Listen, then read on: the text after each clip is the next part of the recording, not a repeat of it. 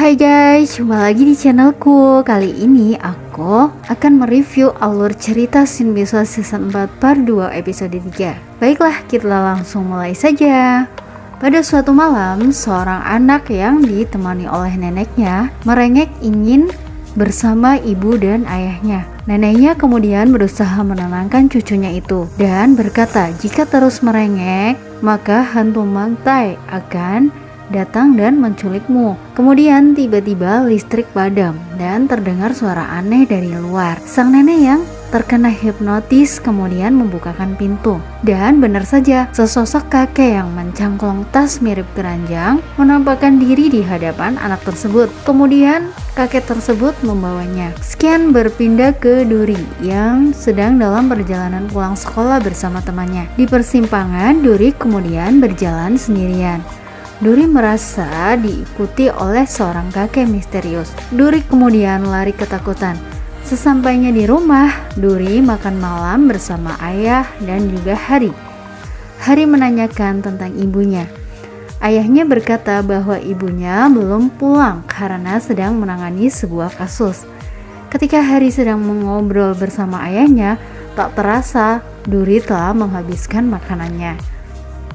Di tempat lain, seorang ibu yang tengah menyiapkan makan malam menawarkan makan malam. Namun sang putri tidak mau makan dan justru merengek minta es krim. Tiba-tiba listrik padam dan terdengar suara aneh di luar. Ibu dan juga nenek dari anak tersebut terhipnotis, kemudian langsung membukakan pintu. Kakek Mangtai kemudian menangkap anak tersebut. Pagi harinya, Hari dan Duri dalam perjalanan ke sekolah. Hari dan Duri tiba-tiba kepikiran dengan Gwi Do-hyun yang lama tak terlihat. Namun, Hari mengingat bahwa Kang Lim belum sepenuhnya mengingat ingatannya tentang Gwi Do. Duri dan Hari berpikir positif bahwa Do-hyun adalah orang yang baik karena sering menolong mereka. Rupanya tanpa mereka sadari, Gwi Do-hyun tengah mengawasi mereka dari atas gedung. Tatapan misterius Gwi Do-hyun menyimpan maksud tertentu. Kemudian Hari dan Duri bertemu dengan seorang nenek yang tengah mencari cucunya yang hilang secara misterius. Hari kemudian teringat dengan perkataan ayahnya tentang kasus anak hilang yang ditangani oleh ibu Hari. Kemudian Hari menceritakannya pada Shinbi dan juga Gembi. Shinbi berusaha melacak makhluk yang dimaksud, namun Shinbi tak menemukannya. Keesokan harinya, Duri pulang sekolah bersama temannya. Dan seperti biasa di persimpangan, Duri kemudian berjalan sendiri. Duri merasa curiga dengan kakek tua yang misterius tempo hari.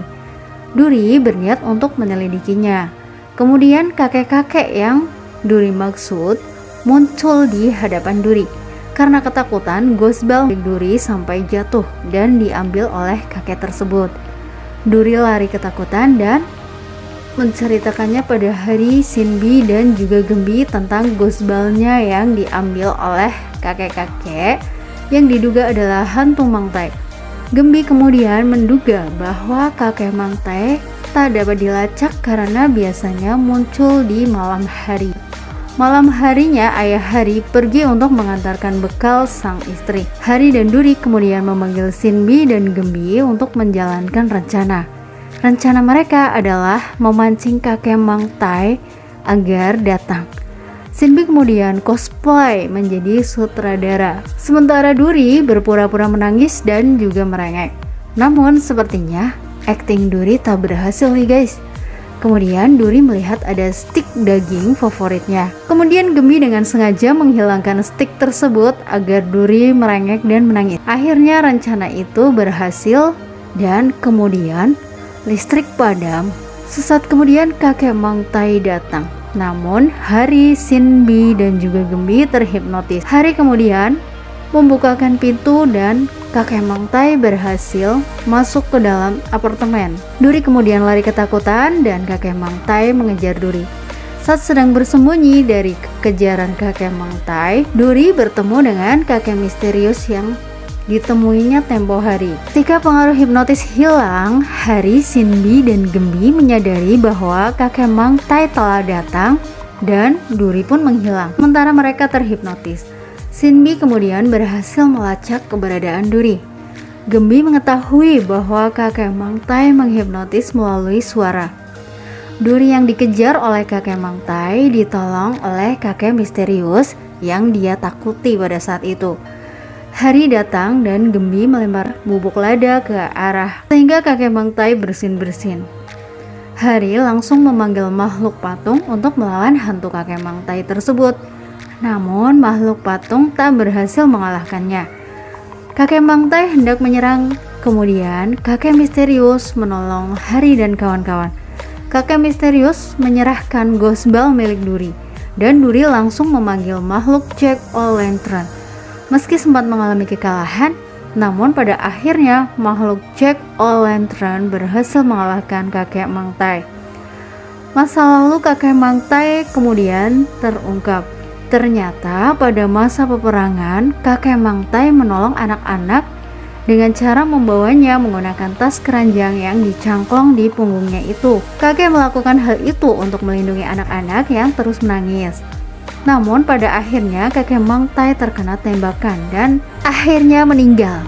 Dan jiwanya gentayangan untuk menangkap anak-anak yang rewel dan juga menangis. Kemudian kakek misterius menjelaskan pada kakek Mangtai bahwa masa peperangan telah berakhir.